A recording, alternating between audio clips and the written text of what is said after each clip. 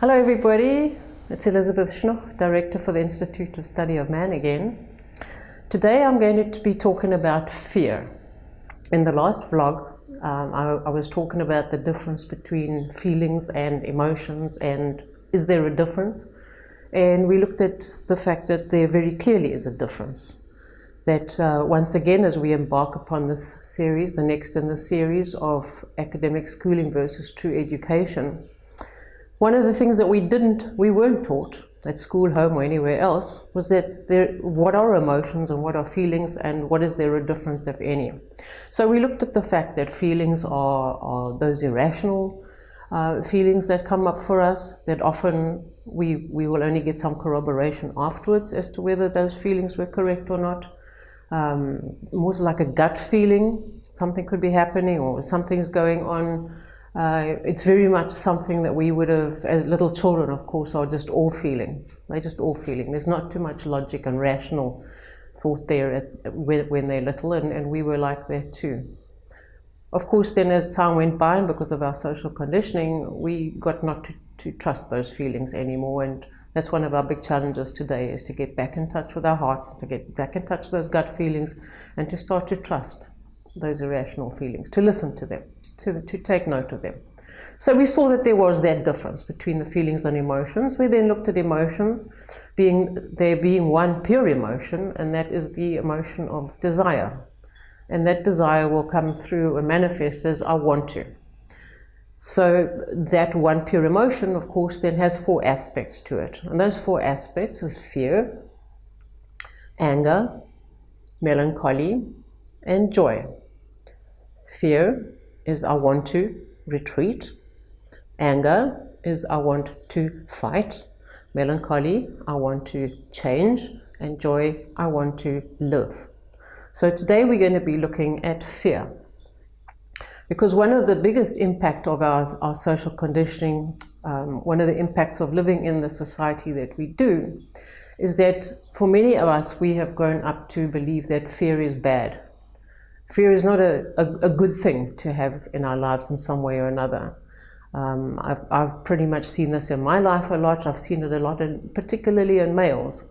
But let's not just limit it to males. That certainly was the case for me growing up. But then once I actually started working with a lot of males, I could actually see, and then also in the corporate world, it wasn't only the males that were beginning to pretend that I'm not afraid or I don't have any fear, that it's some sort of a sign of a weakness, some sort of being powerless in some way or another, and you dare not actually express that fear or even let anybody know that you're feeling afraid, and then eventually we start to shield ourselves from acknowledging it.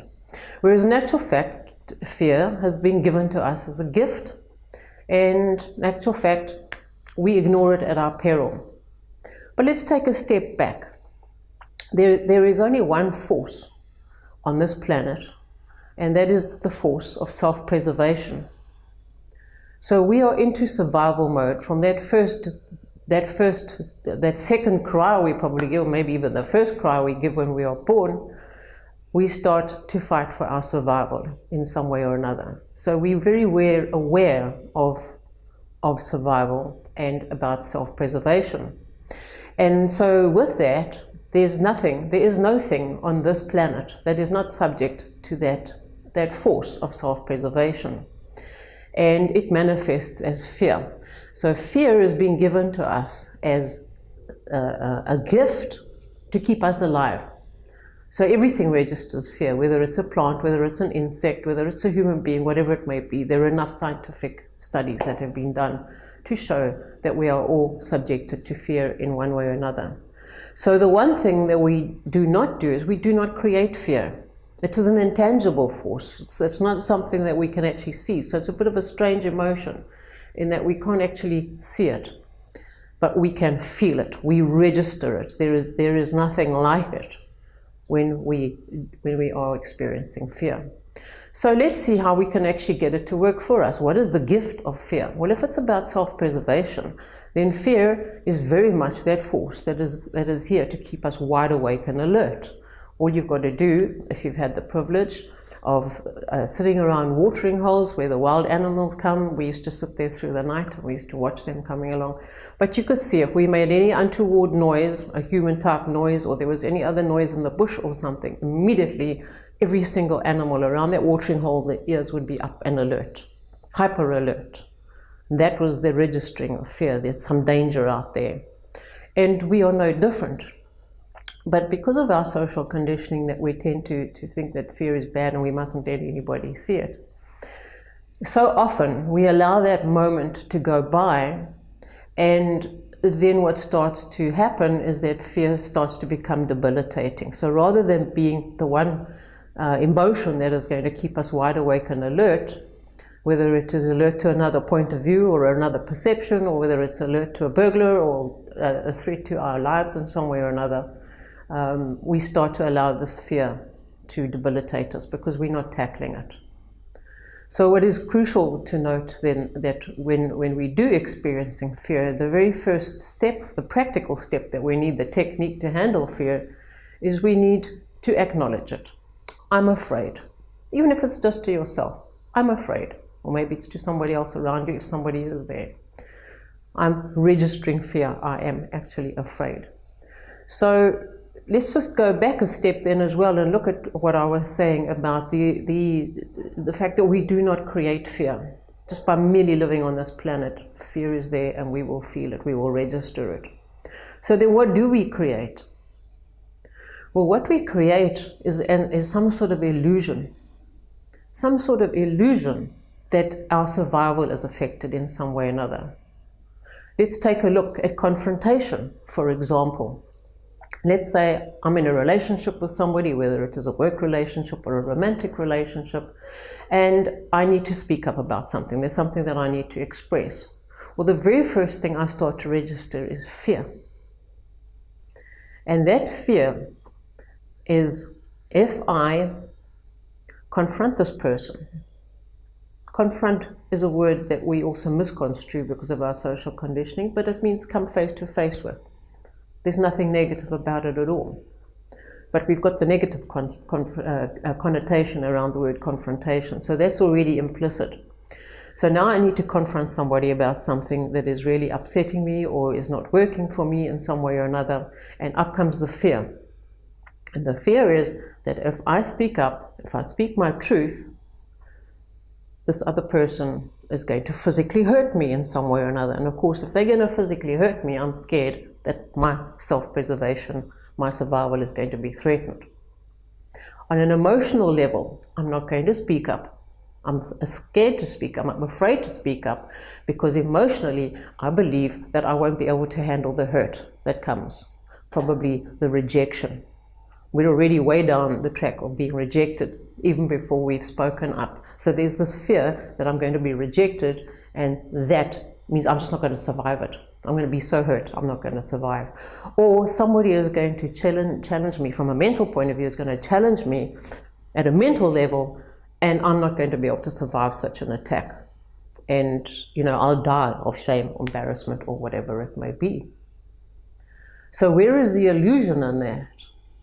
Well, if you look back in your own lives at the times when you have scraped up that courage and you have confronted whoever it may be, in whatever situation it may be, well, the mere fact that you are watching this vlog and listening to me speak means that you didn't die. So herein lies the illusion. We create an illusion out of all sorts of circumstances that if we do this, we will die. And that's the illusion. You can take yourself through step by step, like what is the biggest fear that you've got at the moment?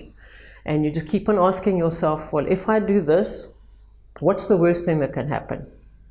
Okay, you get your answer. What's the worst thing that can happen? What's the worst thing that's going to happen? So, okay, I'm in a relationship, I'm in a marriage, and I know I've got to speak up. And I'm absolutely terrified to speak up because I know that there's a risk I'm going to run that this person will leave me. Maybe I've been abandoned many times in my life, maybe from childhood. So that fear is all pervasive or invasive at times, that I'm going to be abandoned if I speak my truth.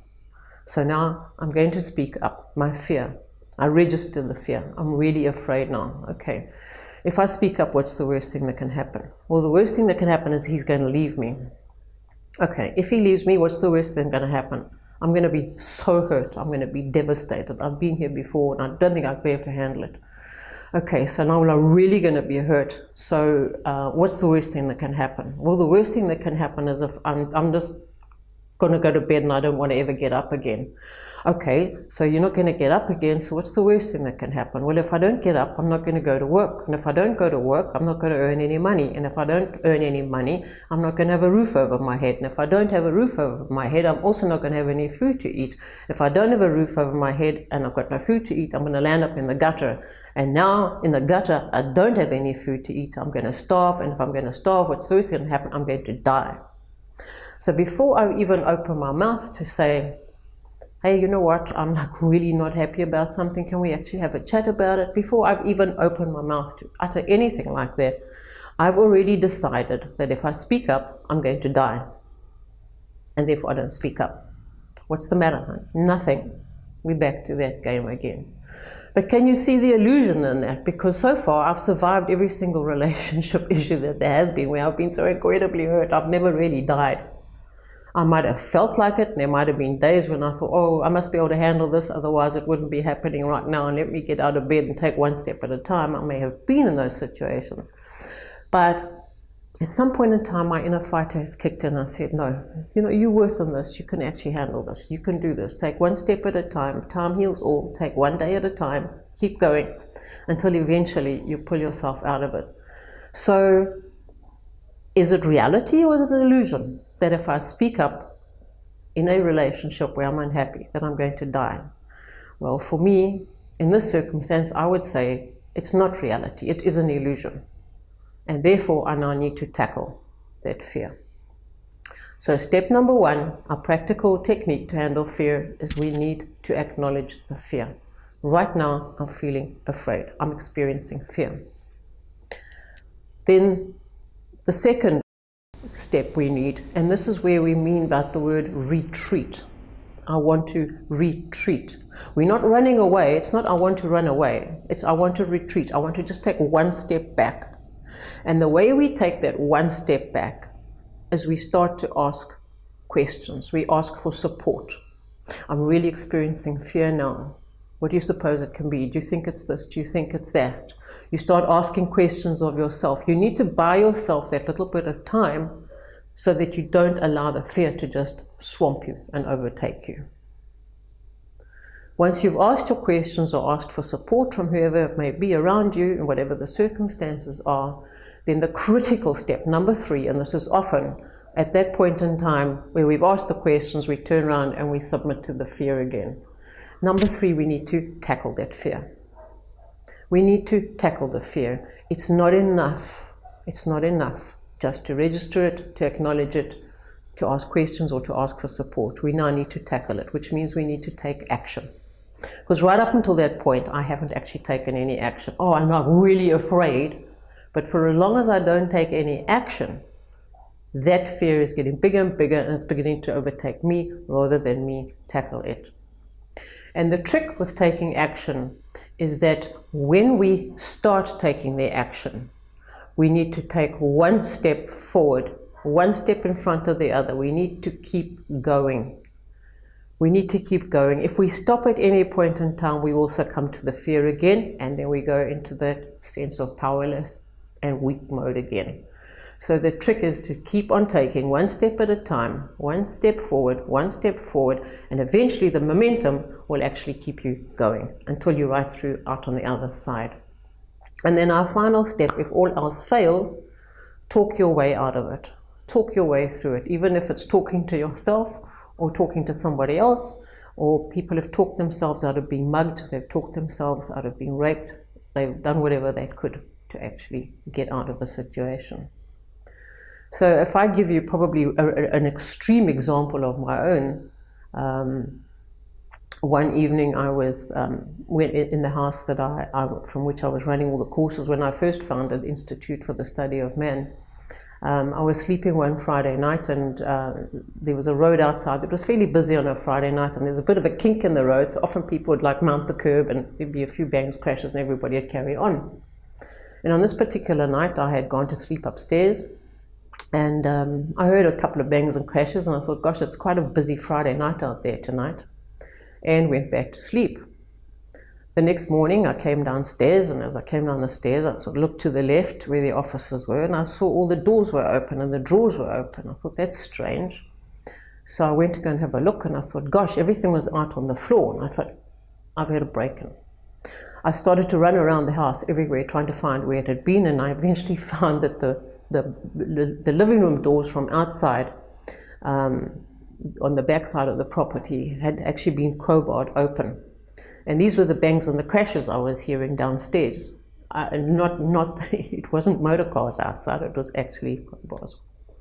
And then I saw my handbag and a couple of other things, and I started to run around. I ran out the house down towards the garage, was where my car was, and I could see all the garage doors were open, and I came around the corner to see if the car was there. And it was still there with the boot open and stuff in it. So maybe they had been disturbed, whoever they may have been, and there was my credit cards and things lying on the floor. So of course I ran around, I get hold of the police, and they came and they do the fingerprints, and I had to like check around everywhere to see what had been stolen, what had been taken. And then after a few hours the police had gone and everything was now quiet. And I was phoning people to come and change the locks and the keys and that sort of thing. But now, you know, and it's now in the middle of the afternoon, broad daylight. And suddenly the fear hit me from nowhere, from absolutely nowhere. It was just this ginormous wave of fear that I registered. And I started running around the house, locking every single door, and I wouldn't move from one room to the other without setting the alarm. And it was like this for about 2 days. And then eventually I went to go and see somebody, because I really did not want to live in a life subjected to fear all the time. That sense of having been invaded and that invasive feeling was really challenging for me. But besides that, having felt violated in some way or another, and also the fact that I always used to have my handbag next to my head, or it used to be on the floor next to the bed, and I don't know if I took it up with me that Friday night, and whether these fellows had actually come up and taken it from next to me while I was sleeping. So you can imagine now my mind was going crazy, and I just didn't want to live like this. So I went to go and see my mentor, and I had a chat to him. And he gave me some practical steps, and it was this technique that he gave me. So that night I went home, and once again I was like from room to room. I wouldn't move without arming the alarm and disarming, and I armed everything, and I went upstairs. And I had the couple of nights before that, I was waking up at 3 o'clock in the morning, wide awake but terrified. So this particular night, it happened once again, 3:30, 4 o'clock in the morning. And okay, I just paused. Okay, I'm really afraid. You know, I could feel my heart was going and my hands were shaking and sweating.